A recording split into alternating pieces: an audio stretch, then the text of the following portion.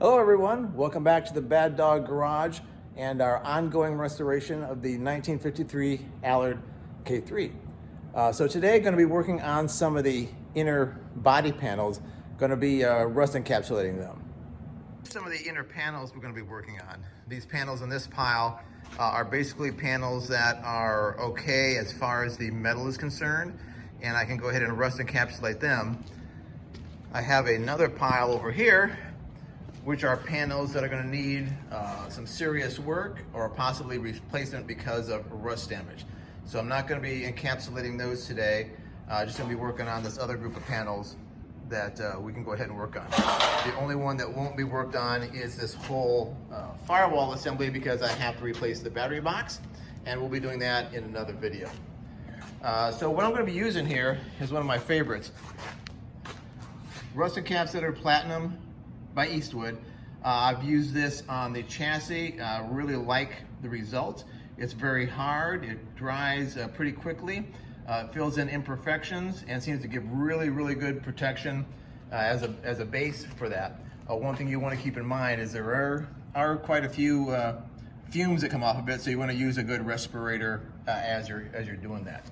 So a note: I'm not getting freebies from Eastwood. I'm not endorsed by them or anything. This is just my opinion on the particular products. Really like this one, so I'm going to use that on these panels over here today. So once I wipe them down with some grease and oil eliminator, we'll get started on the painting. Okay, so I've got the panels all wiped down with wax and grease remover. Just got some stuff getting ready to go here.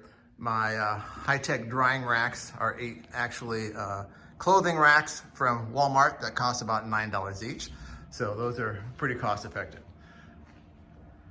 All right, so with everything sandblasted already, you might ask why I'm going to rust encapsulate.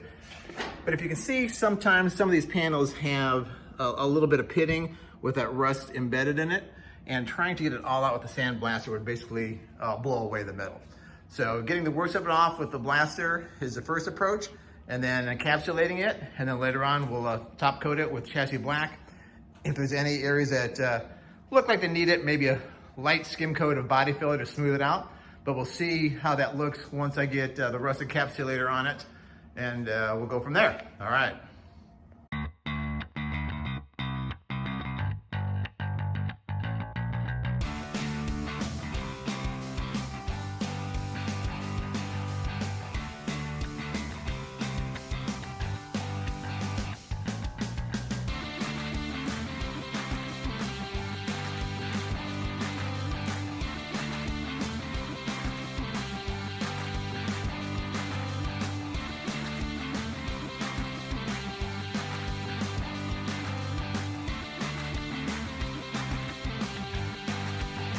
Okay, so we've got the coat of rust encapsulator on the panels that I deemed usable as is.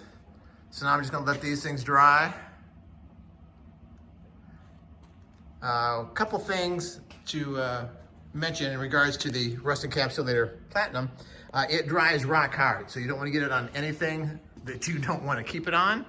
And also I've learned not to try to seal up the can again. Instead, use a plastic container, 1 quart container, and put the extra in there. What I've seen is if you try to put it back in these cans and pop the lid back on, unless the rim is absolutely spotless and clean, and even then I've had some issues, that it basically seals the can back up and you cannot get the can open again the second time. So my advice, put it in a plastic container and it'll be good till you need it the next time. All right, that's it for now. Thing I like about the Rust Encapsulator Platinum is you can actually leave it as the top coat, as I've done here on part of the rear end on the Allard K3. I think it looks good. Again, it is very hard. Will protect it against weather or anything else going on. So certain parts of the car I'm just going to leave like that. The other parts, chassis black. Thank you for joining us at the Bad Dog Garage. Remember to click the subscribe link at the bottom right-hand corner and click on the notifications so you'll always know when we have new videos.